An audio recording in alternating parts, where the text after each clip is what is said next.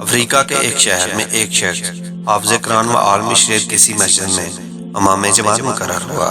لوگ اس عالم کا بہت احترام کرتے اور ہر شخص چاہتا تھا کہ اس عالم کو اپنے گھر دعوت میں بلائیں، خصوصاً رمضان المبارک میں۔ اسی سبب ایک مقتدی نے رمضان المبارک میں ان کو افطار میں اپنے گھر بلایا۔ عالم نے دعوت قبول کی اور افطار کے وقت اس مقتدی کے گھر پہنچے اور وہاں ان کا بہت شاندار استقبال کیا گیا۔ افطار کے بعد عالم دین نے میزبان کے حق میں دعا کی اور واپس چلے گئے۔ مقتدی کی زوجہ نے عالم کے جانے کے بعد مہمان خانہ کی صفائی ستھرائی کی تو اسے یاد آیا کہ اس نے کچھ رقم مہمان خانہ میں رکھی تھی، لیکن بہت تلاش کے باوجود وہ رقم اس عورت کو نہیں ملی، اور اس نے اپنے شوہر سے پوچھا کہ کیا تم نے وہ رقم لی ہے؟ شوہر نے جواب دیا نہیں، اور پھر اس نے یہ بات شوہر کو بتا دی کہ مہمان کے علاوہ کوئی دوسرا فرد ہمارے گھر نہیں آیا اور ہمارا بچہ دوسرے کمرے میں تھا اور جھولے میں رہنے والا اتنا چھوٹا سا بچہ چوری نہیں کر سکتا۔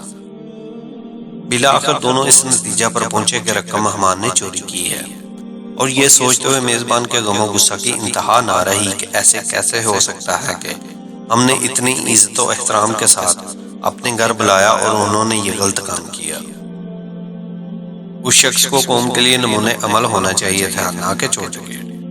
غم و غصہ کے باوجود اس شخص نے حیا کے مارے اس بات کو چھپا لیا، لیکن در عین حال عالم دین سے دور دور رہنے لگا تاکہ اسلام دوار نہ کرنی پڑے۔ اسی طرح سال گزر گیا اور پھر رمضان المبارک آ گیا، اور لوگ پھر اسی خاص محبت اور جوش و خروش کے ساتھ عالم دین کو اپنے گھروں میں افطار کے لیے بلانے لگے۔ اس شخص نے اپنی زوجہ سے کہا کہ ہمیں کیا کرنا چاہیے، مولانا صاحب کو گھر بلائیں یا نہیں؟ زوجہ نے کہا بلانا چاہیے، کیونکہ ممکن ہے مجبوری کے عالم میں انہوں نے وہ رقم اٹھائی ہو، ہم انہیں معاف کر دیتے ہیں تاکہ اللہ بھی ہمارے گناہ معاف کر دے۔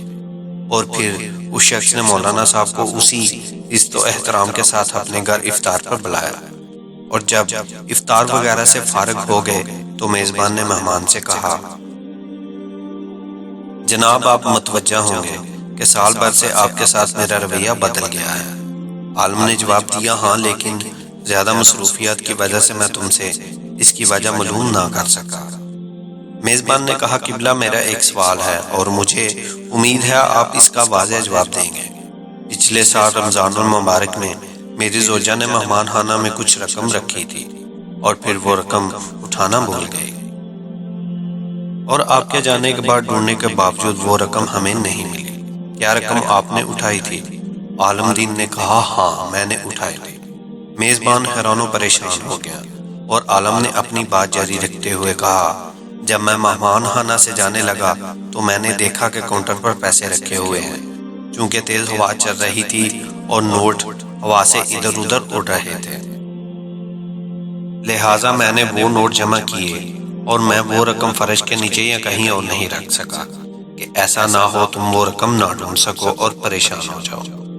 اس کے بعد عالم نے زور سے اپنا سر ہلایا اور اونچی آواز میں رونا شروع کر دیا، اور پھر میزبان کو مخاطب کر کے کہا، میں اس لیے نہیں رو رہا کہ تم نے مجھ پر چوری کا الزام لگایا ہے، اگرچہ یہ بات بہت دردناک ہے، لیکن میں اس لیے رو رہا ہوں کہ 365 دن گزر گئے اور تم میں سے کسی نے قرآن کا ایک صفحہ بھی نہیں پڑھا، اور اگر تم قرآن کو ایک بار کھول کر دیکھ لیتے تو تمہیں رقم قرآن مجید میں رکھی مل جاتی۔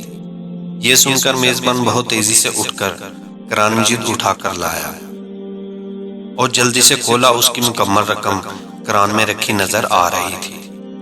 یہ حال ہے بعض مسلمانوں کا کہ سال بھر میں قرآن پاک نہیں کھولتے اور اپنے آپ کو سچا اور حقیقی مسلمان سمجھتے ہیں۔ اللہ پاک ہمیں روزانہ قرآن پاک کی تلاوت کرنا نصیب عطا فرمائے، آمین۔